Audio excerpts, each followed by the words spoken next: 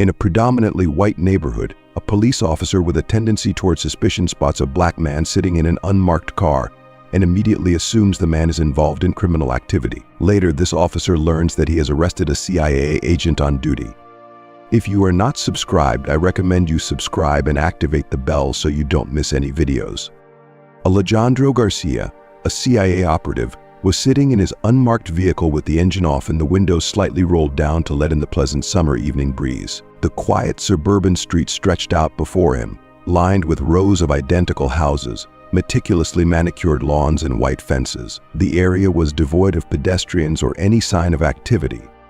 Alejandro had been monitoring the house at the end of the cul-de-sac for hours. The target had remained inside since the morning, without any indication of leaving. "Stay focused," Alejandro murmured to himself, flexing his hands on the steering wheel. His senses were heightened, anticipating that the suspect could not remain concealed forever. The sun was beginning to set, casting a golden glow over the neighborhood, while Alejandro remained poised, prepared for any sudden change. Meanwhile, Officer Miguel Fernandez was cruising slowly through the neighborhood in his patrol car, the engine emitting a soft hum that seemed to amplify the surrounding silence. It was a typical day in this part of the city known for its tranquility and well-maintained appearance. The streets were pristine, the lawns impeccably trimmed, and the residents friendly, often greeting the police with a nod or wave. As Fernandez turned the corner, something unusual caught his eye: an unmarked car parked slightly off the curb at the end of the street. The vehicle seemed out of place, too plain and inconspicuous for this area. He slowed down, squinting to get a better look at the driver. Inside, he saw a black man sitting alone. The sight made Fernandez's grip on the steering wheel tighten. His mind quickly jumped to conclusions. He wondered why a man like that would be here, unless he was up to no good. Fernandez drove a little further and glanced back at the car in his rearview mirror. The vehicle remained stationary, with no sign of movement. "What's going on here?" Fernandez muttered to himself as he stopped his patrol car a few meters away, deliberately positioning himself out of view. He contacted the dispatcher with a nonchalant tone. "Unitosaku, I'm checking on a suspicious vehicle near Mute Rad. Black male driver, no visible plates. I'll investigate further." The dispatcher acknowledged the call, and Fernandez exited his patrol car, adjusting his belt and ensuring his badge was prominently displayed as he walked towards the unmarked vehicle. Fernandez's mind raced as he approached, contemplating how best to handle the situation. He wondered if the man might be lost, but he was skeptical. He had seen similar scenarios too often, and they rarely ended well for black men in neighborhoods like this. As he neared the driver's side window, he scanned the area, noting the eerie silence. Fernandez relished the quiet. It gave him a sense of control and the assurance that he could dictate the situation. He peered into the vehicle and saw the man sitting calmly, his gaze steady as he noticed Fernandez's approach. Fernandez knocked on the window, the sound echoing through the stillness. The man did not flinch, which irritated Fernandez. "Good afternoon," Fernandez said, attempting to sound authoritative despite the evident tension. "Can you tell me what you're doing here?" The man, appearing to be in his late 30s, lowered the window with a serene demeanor. His calm and controlled expression only fueled Fernandez's discomfort. "I'm working," the man responded firmly. "I'm with the government. I'm on duty." His hands remained on the steering wheel, making no sudden movements. Fernandez noted this composure and felt increasingly suspicious. He thought, people like him don't usually end up in places like this, and certainly not in this manner. Fernandez's skepticism grew.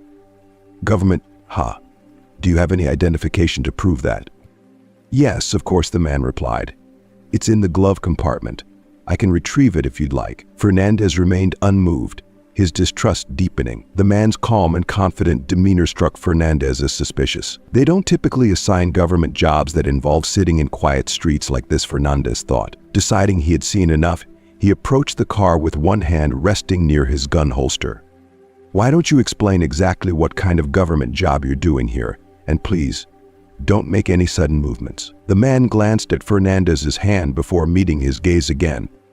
"I'm involved in a federal surveillance operation," the man said. "I can't disclose the details, but I'm required to be here." Fernandez's eyes narrowed, his distrust evident. "Surveillance? That's interesting because as far as I know, we handle that in this area. I've never heard of any federal operation in my neighborhood." The man's expression didn't change. "Not these days. It's classified information. That was enough for Fernandez. The tone, the calmness, almost condescending with which the man spoke, as if Fernandez didn't know what was happening in his territory, as if this guy were above him, untouchable. Fernandez's jaw tightened. "Would you mind stepping out of the car?" he asked, though it was more of an order disguised as a question. His voice dropped in tone, becoming more authoritative. The man's eyes remained fixed, his hand still on the wheel. "Look, I'm just doing my job. My identification is in the glove compartment. Check it, and everything will be cleared up." Fernandez shook his head, taking another step forward. The tension between them was becoming more palpable. "I'll tell you what's going to happen. You're going to get out of the car now, slowly, and then we'll sort this out." For a moment, the man didn't move. He simply watched Fernandez, as if evaluating him, deciding whether to comply or continue arguing. Finally, he exhaled, showing barely a hint of frustration. "All right," he said quietly. "I'll get out." Fernandez watched him closely as the man unlocked the door and opened it, moving slowly and deliberately. He was complying with the request, but his calmness continued to irritate Fernandez, as if this guy thought he was in control of the situation. Fernandez wasn't willing to allow that. If you are still watching this video and find these stories useful, please comment number 1 below to let me know that you are still watching this video with me. Thank you for your valuable time.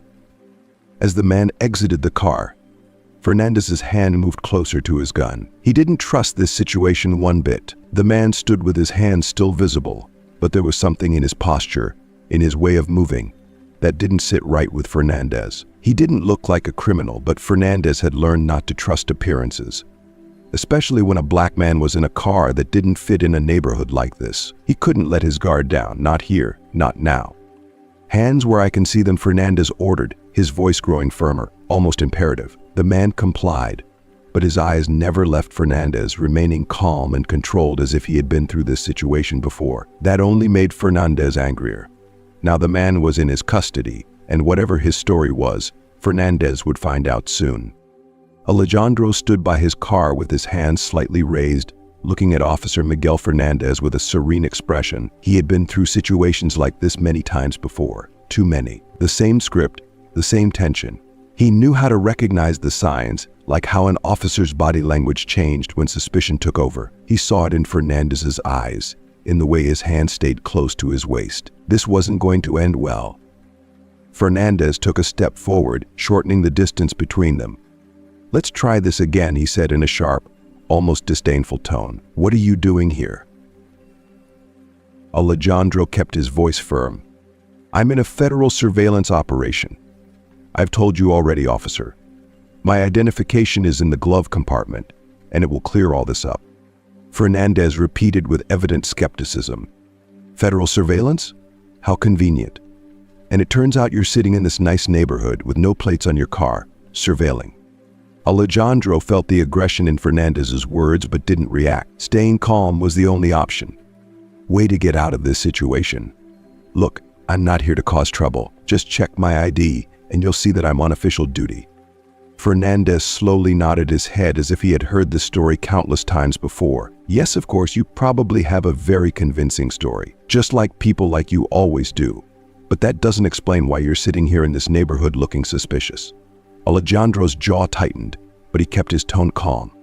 "People like me," Fernandez looked him up and down with disdain. "You know exactly what I mean. You don't belong here, and I have a job to do. So unless you want to complicate things, I suggest you stop talking and start cooperating." The accusation hung in the air, heavy and familiar. Alejandro had heard it before in different ways and from different people. "You don't belong here," it was always the same. "Officer, I'm trying to cooperate," Alejandro replied, keeping his hands visible. "I'm not a threat to you, and I'm not breaking any laws. Let's not escalate this." Fernandez gave a crooked smile, his eyes flashing with a mix of arrogance and something darker. "Escalate? Do you think I'm escalating this? I'm just doing my job, making sure this neighborhood stays safe from people who don't belong here. Now, are you going to let me check the car? Or do I need to put you in handcuffs?" Alejandro's patience was wearing thin. He felt the tension rising but knew he had to stay calm. He couldn't let the situation turn worse. "There's no need for that. My ID is right there. Look at it, and you'll see I'm exactly where I'm supposed to be." Fernandez's smile faded, giving way to a harsher expression. "What do you think I'm going to believe you just because of that? As if you're a special case. I don't care what you're doing here. What I see is a guy sitting in a car without plates in a neighborhood where he doesn't fit, and he looks like he's got something to hide. Alejandro shook his head slightly, struggling to keep his frustration under control. I'm not hiding anything. Then you won't mind if I take a look, Fernandez said, moving closer to the car. Alejandro's voice became firm but controlled. I'm telling you, I'm on a federal operation. If you interfere with this, you could jeopardize something bigger than any of us. Fernandez let out a dry laugh, devoid of humor. Federal operation? Do you expect me to swallow that? People like you, he stopped mid-sentence, then shrugged. Look, I don't care what story you're trying to tell. You're a guy acting suspiciously, and that's all I need to know. Alejandro watched him carefully. Officer, I don't want trouble, but you're making a mistake. Fernandez's eyes hardened. The only mistake I see here is thinking you can fool me now. Step away from the car. Alejandro didn't move, keeping his gaze fixed on Fernandez, calculating his next step. He knew exactly where this was heading. He had been in situations before where logic and reason were useless, where the color of his skin spoke louder than any argument he could make. Last chance, Fernandez said, letting his hand slide closer to the holster of his gun. Step away. Alejandro took a slow breath, letting the frustration settle deeply within him, controlled but present. It doesn't have to end like this. Oh yes, it does, Fernandez replied with a tone full of certainty. I know exactly what's going on here. You think because I use fancy words I'm going to back down, but here, I'm the one in charge, not you. Alejandro watched him in silence, realizing there was nothing more to say. This was no longer about following protocol or logic or facts. It all came down to power and control, and Fernandez wasn't going to relinquish it. I'm just asking you to look at my ID, Alejandro said quietly, and I'm asking you to step away. Fernandez shot back, his hand almost on his gun, his posture rigid. Alejandro took a step back, keeping his hands visible. He knew that at this point, obedience was his only option. The situation had already spiraled out of control, and Fernandez wasn't willing to listen, nor was he going to. However, as he stepped back, Alejandro felt the weight of it all crushing him. The routine, the prejudice, that constant feeling of being reduced to less than a human being, feeling diminished to something smaller than he was, regardless of what he said or did, was a burden Alejandro had carried for years, but it never got any lighter. Fernandez approached the car, his eyes quickly inspecting the interior. I'm going to take a look, and you stay right there.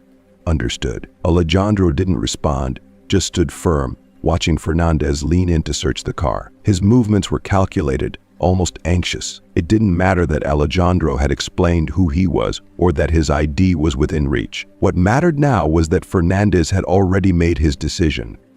After a moment, the officer straightened up, turning back to Alejandro with a look of satisfaction. Nothing suspicious, huh? Well, you still need to give me some explanations. Alejandro's patience had worn thin, but not his control. He looked directly into Fernandez's eyes, his voice low but firm. You're wrong, and this is going to catch up with you. Fernandez let out a sarcastic laugh. Sure it will, but for now, I'm the one in charge. Alejandro watched him in silence, determined. He knew this wasn't over by a long shot. He clenched his jaw, feeling his muscles tense. He wanted to stay calm with his head down, but the officer's arrogance was becoming unbearable. Officer, Alejandro said with a firm but calm voice, you're making a mistake. I've done nothing but cooperate. I've told you who I am, why I'm here, and where my credentials are. All you have to do is check them. Cooperate, Fernandez replied sharply, raising his voice. Does that look like cooperation? Sitting in a car in a neighborhood you don't belong in, making me waste my time with all this. He shook his head. They always have a story. People like you, I've heard them all. There it was again, people like you. Alejandro felt that familiar burn in his chest, a mix of anger he had learned to suppress over the years. It wasn't just about this moment, but all the other similar moments. The detentions, the suspicions, the assumptions, it was always the same.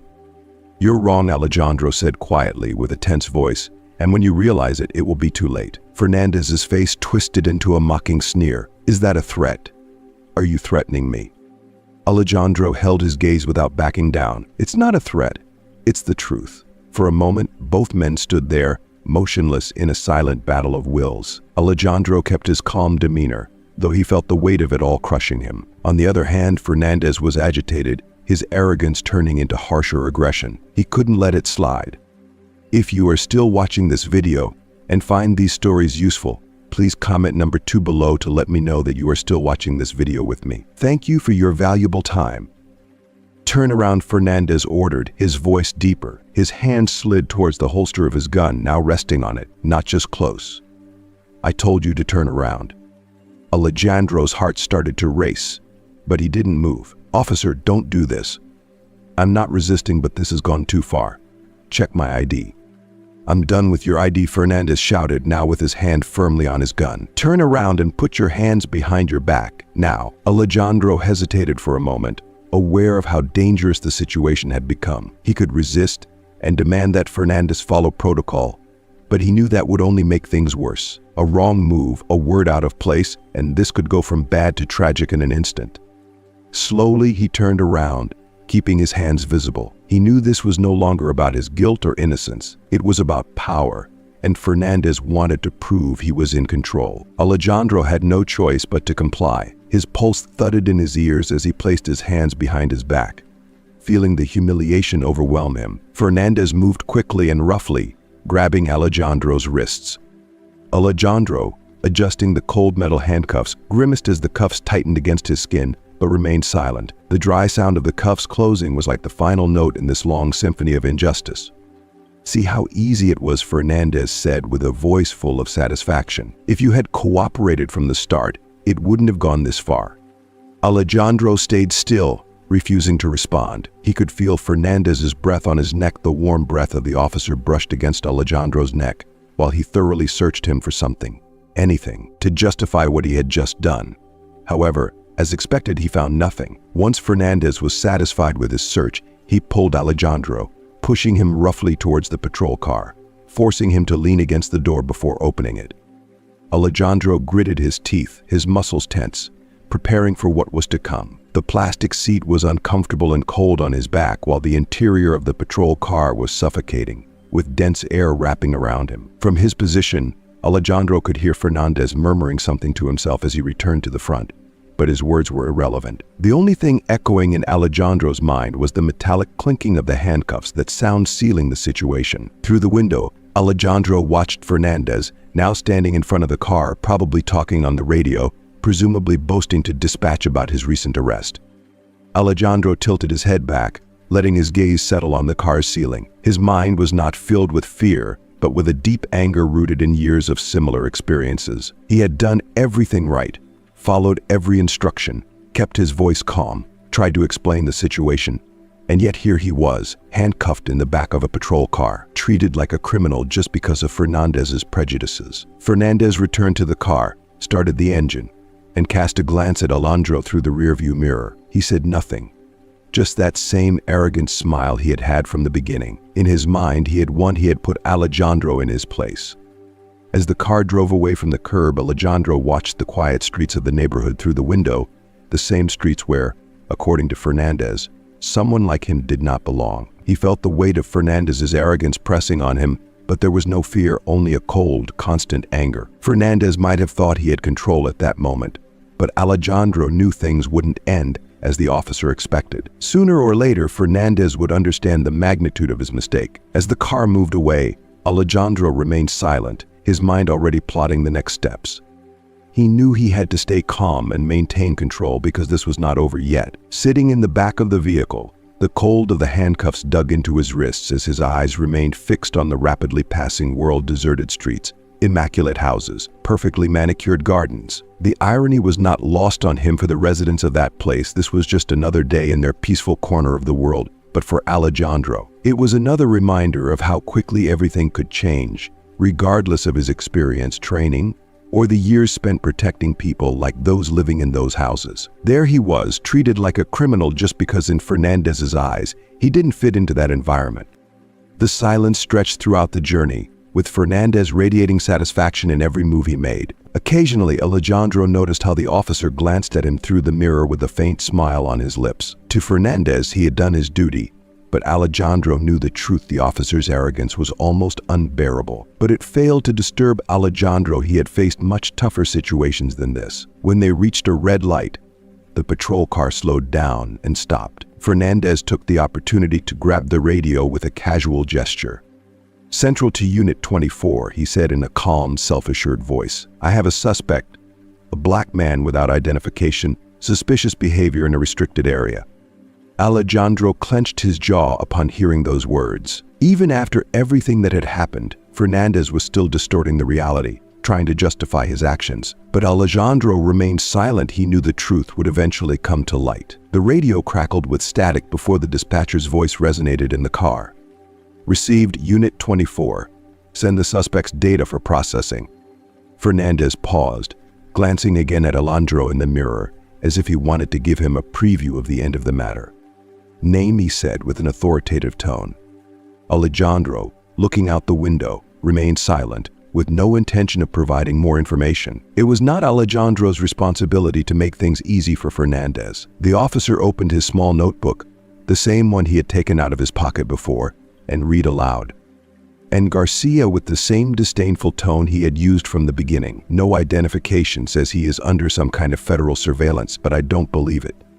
On the other end of the radio, the silence stretched longer than usual, making Fernandez frown, drumming his fingers on the steering wheel with impatience. "Dispatch, are you still there?" The static resonated for a moment before the dispatcher's voice returned, this time with a more serious tone. "Hold on, Unit 24. Checking that name in our system. Stay on the line." Alejandro watched Fernandez through the rearview mirror and saw the officer's confident expression start to fade, replaced by a subtle grimace of concern. The silence stretched, increasing the tension inside the patrol car with every passing second. Then the radio came back on. "Unit 24, are you sure of that name?" Fernandez, nervous, gripped the steering wheel tighter, his fingers now drumming frenetically. "Yes, I'm sure. Alejandro Garcia." Another pause, longer this time as Fernandez's confidence began to crumble. The radio crackled again. "Unit 24, we have an alert for that name. Alejandro Garcia is a federal CIA agent. Repeat, you have a CIA agent in custody." The words fell like a dry thud, chilling the car's atmosphere. Alejandro watched as Fernandez's face lost color and his contemptuous smile disappeared completely. For the first time since it all started, the officer seemed unsure. His mouth opened, but he could not utter a word. "How do you know?" Fernandez managed to ask, his voice affected. "Yes," replied the dispatcher. The response is affirmative. "Unit 24, Garcia is with the CIA. You need to release him immediately. We'll handle the rest from here." Fernandez's eyes widened, and his expression filled with confusion and fear. Alejandro looked at him calmly, his eyes steady, with no need to say anything. The truth was already before them. For a moment, the car was silent as reality hit Fernandez like an overwhelming weight. Alejandro could see the officer trying to process it. His arrogance and self-importance vanished in an instant, leaving him alone with the harsh truth of the situation he had created. I didn't know," Fernandez stammered, his voice trembling. "I didn't know who he was." But Alejandro interrupted him with a cold, firm tone. "You didn't care to know." Fernandez swallowed hard, his face reddening with embarrassment and panic. He tried to handle the radio, his hands trembling as he spoke again. "Dispatch, Unit 24. I'm going to release the suspect." "Received," replied the dispatcher.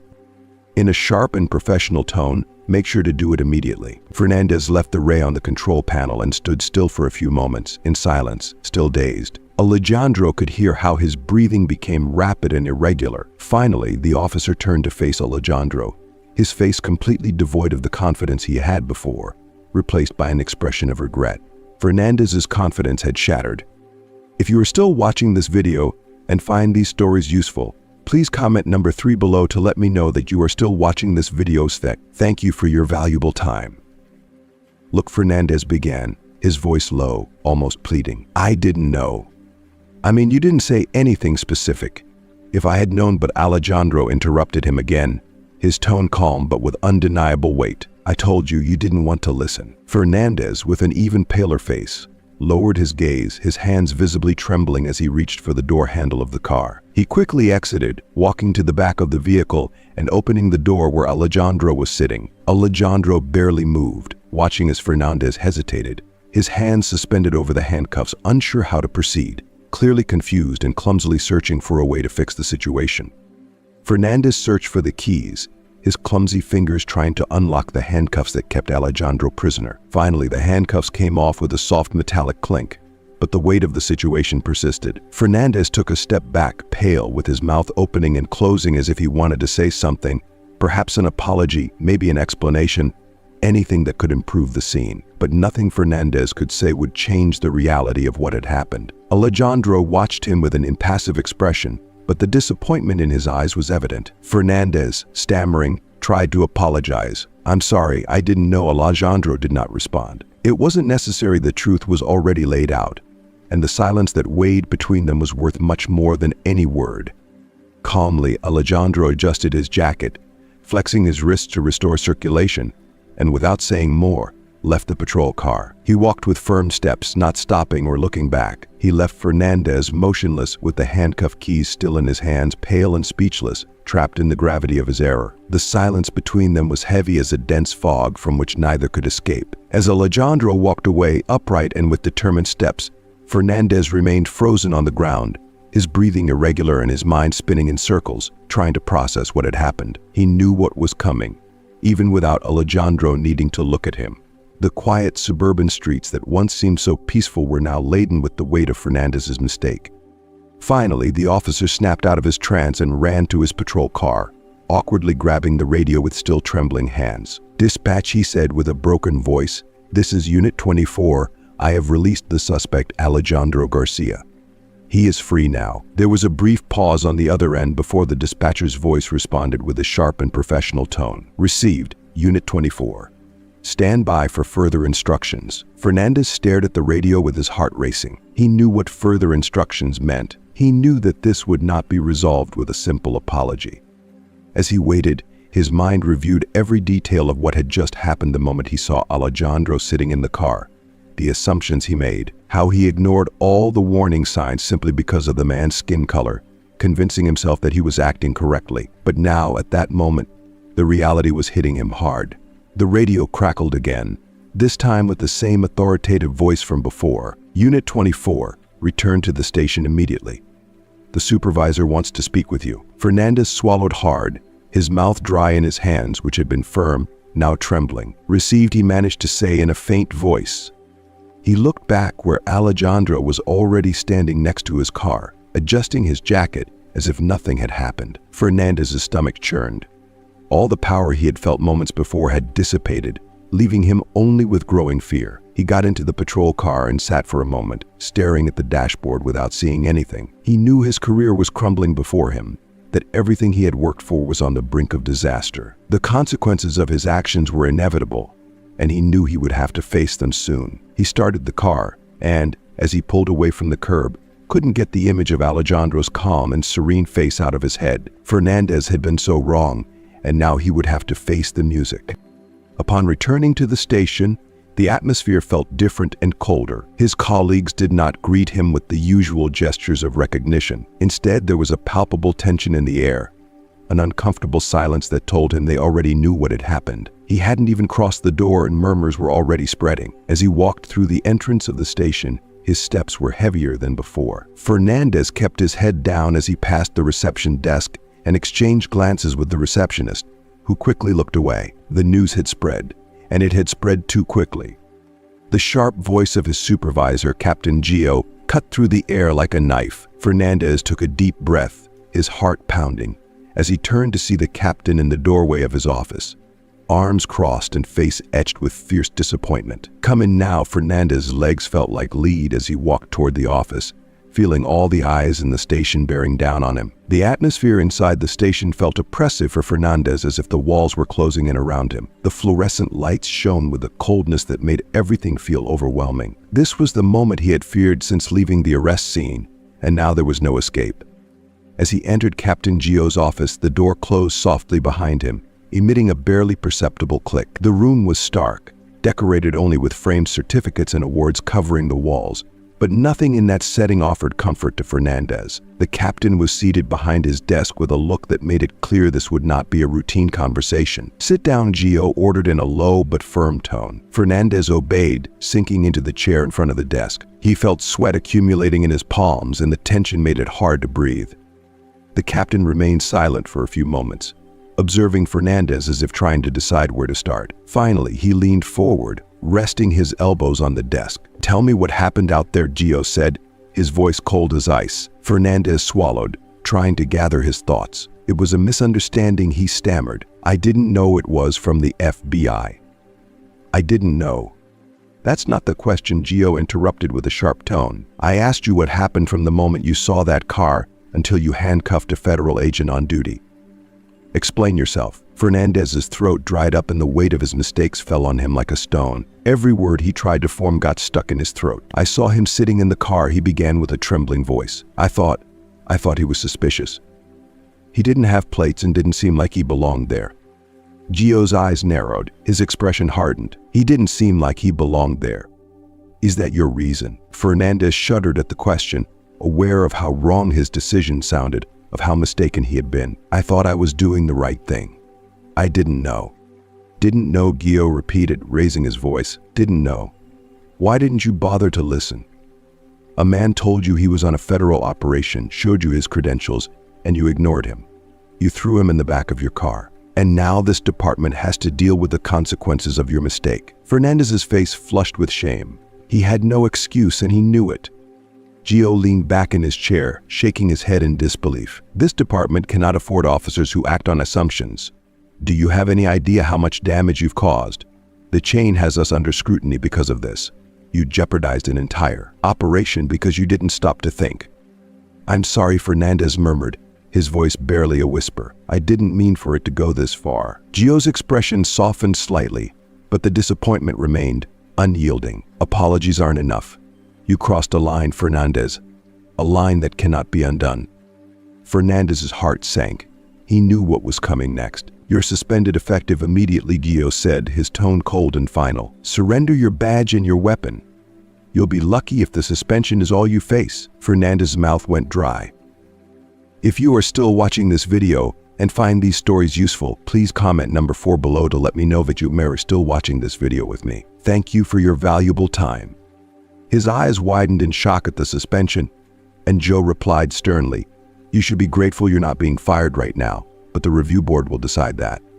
Now, turn in your badge and get out of here." Fernandez's hands trembled as he reached for his badge, unclipping it from his belt. His fingers fumbled as he placed it on the desk, the metallic sound echoing in the empty room. A deep void settled in his chest. He had gone from being the one giving orders to being stripped of everything he believed defined him. He had no one to blame but himself. As he left the precinct with his head bowed, he could feel the gazes on him, the weight of his colleagues' judgment, their silent condemnation following him with every step he took. This was the consequence of his actions, and there was no way to avoid it. Fernandez stopped on the sidewalk outside the station when the door slammed shut behind him with a heavy thud, leaving him in the street, staring into the void. Fernandez stood on the sidewalk, looking at the street, as if the world had become strange and unreal. His badge no longer hung from his belt, and without it, he felt stripped and vulnerable, as if the uniform he still wore no longer belonged to him. The weight of the day's events pressed down on him like a vice, tightening with each breath. He looked around, hoping to find something familiar, but all that surrounded him was the painful realization of what he had lost. His hands trembled at his sides, and a chill ran down his spine despite the warm day. People walked around him, immersed in their daily activities, completely unaware of the internal storm that was tearing him apart. He took a deep breath, trying to calm himself, but he had never experienced such an overwhelming sense of helplessness. He had always been the one in control, the one giving orders and making decisions, but now he had nothing. Everything that had been his world had crumbled. He had allowed his opposition, his arrogance, and his inability to see beyond his prejudices to lead him to lose everything. He walked slowly to his car parked in the precinct lot, his legs barely able to support him. The authority that once accompanied him had vanished, leaving only a hollow emptiness. Upon reaching the car, he stopped, letting his hand rest on the driver's door handle. He stood there, motionless, looking at his reflection in the window, his face pale, his eyes wide and unfocused. He could barely recognize himself. The radio call from the dispatcher revealing Alejandro Garcia's identity still resonated in his mind. He had arrested a federal agent on duty. The weight of that reality was unbearable. He had crossed a line that could never be undone, all because of a simple suspicion, an unfounded feeling that Alejandro didn't belong in that neighborhood. He finally opened the door and let himself fall into the driver's seat, gripping the steering wheel so tightly his knuckles turned white. His mind raced relentlessly, desperately seeking something to justify what he had done. But there was nothing, no excuse, no justification. He had allowed his prejudices to guide his actions, and it had cost him everything. The phone vibrated in his pocket, but he ignored it. He couldn't face the calls or messages from his colleagues or family. What could he say? That he had ruined his career in minutes. That his arrogance and prejudices had led him to lose everything he had worked for. With trembling hands, he opened the glove compartment and took out the notebook he had been issued.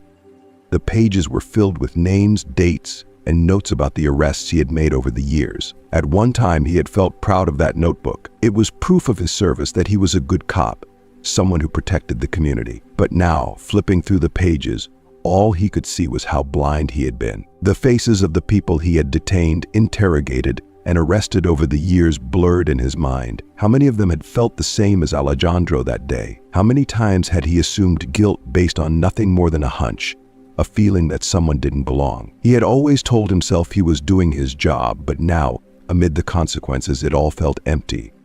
Fernandez closed the notebook and tossed it onto the passenger seat. The phone vibrated again, but this time he took it out and looked at the screen. It was a message from his wife. He stared at it for a moment, feeling a new wave of shame. What was he going to tell her? That he was suspended and would probably be fired. That the man she believed was a hero was now a public disgrace. His fingers hesitated over the screen, but he couldn't respond. He slipped the phone back into his pocket and rested his head against the steering wheel, closing his eyes. The weight of the day crushed him, and for the first time in his career, he felt completely powerless.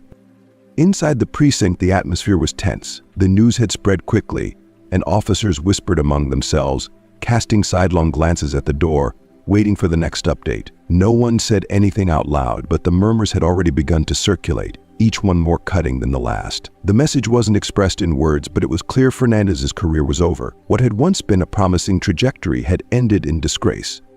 In Captain G's office, he sat behind his desk, reviewing a stack of papers in front of him. He was no stranger to handling disciplinary matters, but this case was different. The repercussions of Fernandez's actions would not only affect the department but also extend to the community, damaging the public perception of the police force as a whole. Racial profiling, abuse of power, and mishandling of a federal agent. All of this would leave an indelible stain on the department's reputation. Captain G sighed as he faced the situation. The incident report made it clear from the start that Fernandez had acted on his prejudices, not on the facts. He hadn't listened or asked the right questions, allowing his assumptions to lead him straight to disaster. The phone on Gio's desk rang, and when he picked it up, he responded with a tired voice, "Captain, it's about Fernandez."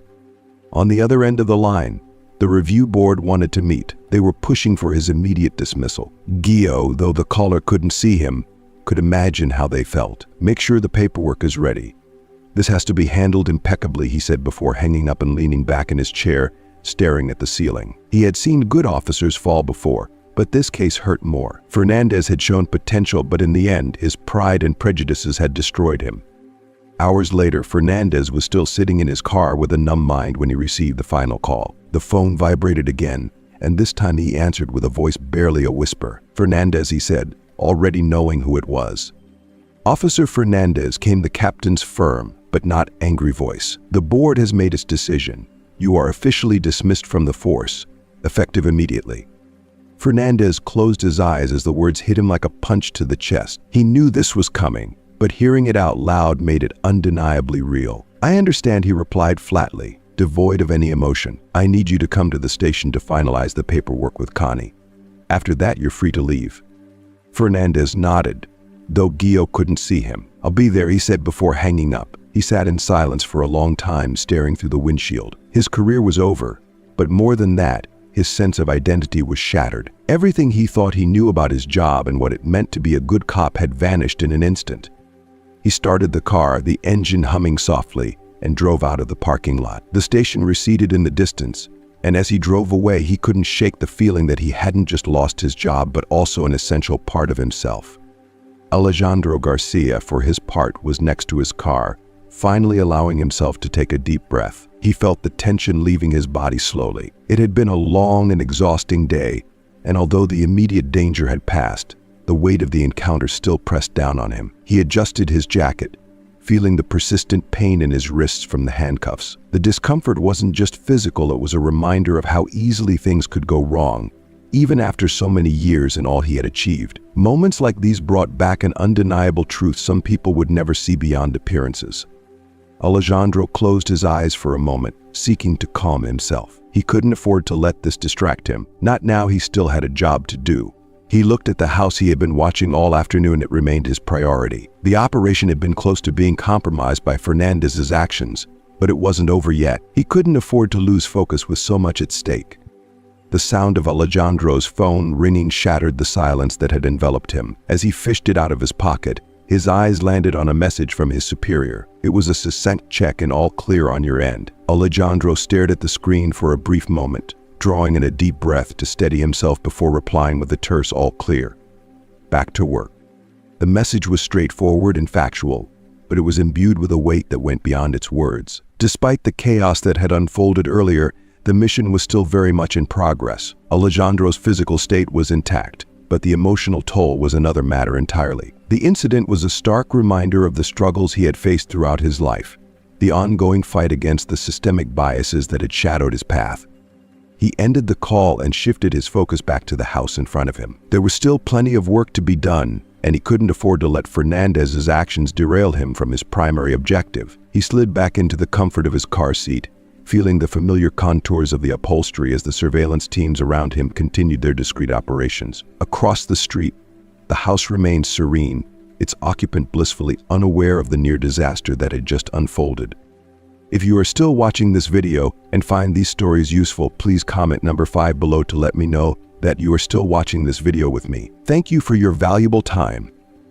Alejandro took another deep breath, forcing himself to concentrate. The mission required his full attention, yet, as he settled in, his mind inevitably wandered back to the day's earlier events. He replayed the confrontation with Fernandez in his head, the skepticism in the officer's voice, the escalating tension with each passing moment, and the biting cold of the handcuffs digging into his wrists. It wasn't the first time he had been wrongly targeted, and he knew it likely wouldn't be the last. Despite his rank and years of dedicated service, he had been reduced to a mere suspect, a man in the wrong place at the wrong time, tainted by bias.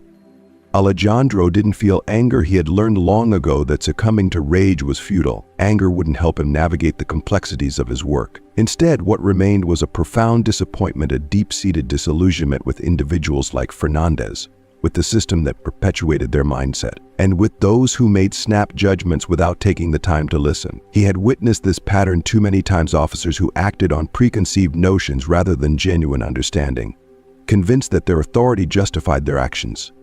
Fernandez had been one such officer, whose belief in control and authority as a justification for his behavior had led to a predictable downfall. Alejandro knew from the outset that such encounters often ended poorly, and this instance was no different. Although Fernandez was no longer present, the impact of the incident lingered, casting a long shadow over the day's events. The system would persist, with officers like Fernandez coming and going, each carrying their own biases and assumptions. Alejandro would continue his work, navigating a world where his racial identity rendered him both a target and a valuable asset. He adjusted the rearview mirror and glanced at his reflection. His face appeared composed, but the fatigue of the day was evident. As the sun began its descent, bathing the neighborhood in a soft orange glow, it was a peaceful scene, a tranquility that people like Fernandez believed they were preserving. But peace built on ignorance was no true peace. It was a fragile illusion, ready to shatter at the touch of reality. His phone buzzed again, this time with an update on the operation. He glanced at the new message, analyzing the details with practiced efficiency. The suspect remained inside, with no signs of movement, an encouraging sign that there was still time to proceed. Alejandro settled back into his seat, eyes fixed on the house, slipping into the familiar rhythm of surveillance. His mind, now cleared of distractions, was laser-focused on the task at hand. The operation took precedence, and he was determined to see it through. Yet, as the minutes ticked by, thoughts of Fernandez resurfaced. Alejandro pondered how different things might have been if Fernandez had chosen to listen rather than judge. The officer's inability to see beyond his prejudices had cost him dearly, a realization that Alejandro had witnessed in Fernandez's eyes, a moment of recognition that he had made an irreparable mistake. But it wasn't Alejandro's role to deliver that lesson. or to fix the broken system. His sole responsibility was to complete his mission: protect, serve, and uphold his part in the process. He took one final look at the house, ensuring everything was in order before settling back into his seat. As the evening air grew cooler and the neighborhood fell into a serene quiet, Alejandro remained vigilant. Although his body was relaxed, his mind stayed alert, ever watchful. He was acutely aware that individuals like Fernandez in situations like today's would persist, but his focus remained unwavering. The mission was clear, and no amount of prejudice would deter him from his duty. As the sun dipped below the horizon, casting shadows across the street, Alejandro allowed a quiet sigh to escape his lips. Despite the day's turbulence, the operation continued, and he remained resolute, prepared for whatever lay ahead. In the end, that was the only thing that truly mattered. Thank you for joining us today. We've explored a range of topics from deep spiritual messages to the complex dynamics of personal and professional interactions. Reflecting on these, what have you learned so far? I invite you to share one insight or lesson you plan to apply in your life by leaving a comment below. If you found value in this content, please leave your comment, and don't forget to like, share, and subscribe to our YouTube channel. Your support helps us continue bringing you meaningful and inspiring content.